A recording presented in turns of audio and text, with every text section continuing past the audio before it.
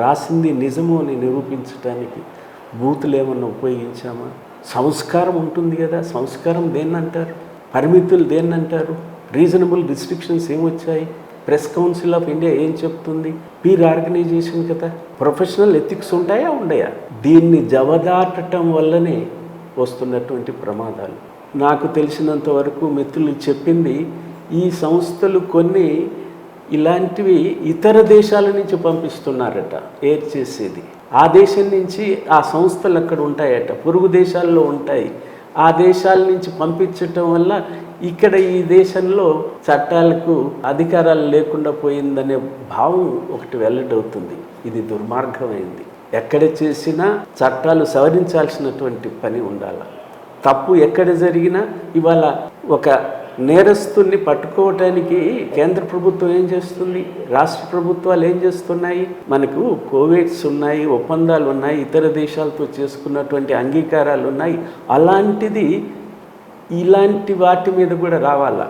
ఇలాంటి తప్పుడు మార్గాలు, దుర్మార్గపు మార్గాలు, ప్రజలకి రెచ్చగొట్టేటటువంటి మాటలు, దుర్బుద్ధితో భాష, వినరాని భాషను ప్రసారం చేస్తే చట్టం ఏమనకూడదు అంటే ఎవరు ఒప్పుకుంటారు చెప్పండి? ఒప్పుకుంటారా? ఎవరన్నా ఒప్పుకోవాలన్నా దాన్ని?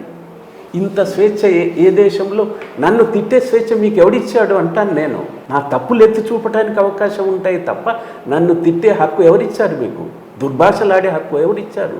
బూతులు తిట్టే హక్కు ఎవరిచ్చారు? అది రైతు కానీ, అమాయకుడు కానీ, నేరస్తుడు కానీ, రాజకీయవేత్త కానీ, బిజినెస్ కానీ, బిజినెస్ వాడికి ఎవడు టాలరేట్ చేస్తాడు? రైతు అయితే మన్నిస్తారా? బూతులు తిడుతుంటే రైతు కామన్ మ్యాన్ తిడుతున్నాడు, అదా భాష? కామన్ మ్యాన్కి బుద్ధి ఉండదా? ఏ రకంగా వ్యవహరిస్తాడు? మనకు బుద్ధి లేదా? ఈ భాష సంస్కారవంతమైంది కాదు అని చెప్పడానికి అవకాశం లేదా? నీతి నియమాలు దాటి ఉల్లంఘించి ఏ ప్రయోజనానికి చేస్తున్నారో అర్థం కాదు. మొత్తము ఈ సోషల్ మీడియాకు చుట్టుకుంటున్నటువంటి పరిస్థితి, ఇటువంటి వారిని ఏరివేయాలా, ఇటువంటి వారిని ఏలెత్తి చూపాలా, ఇలాంటి వాళ్ళని నిలదీయాలా, చట్టం ముందు నిలబెట్టడానికి ప్రయత్నం చేయాలి.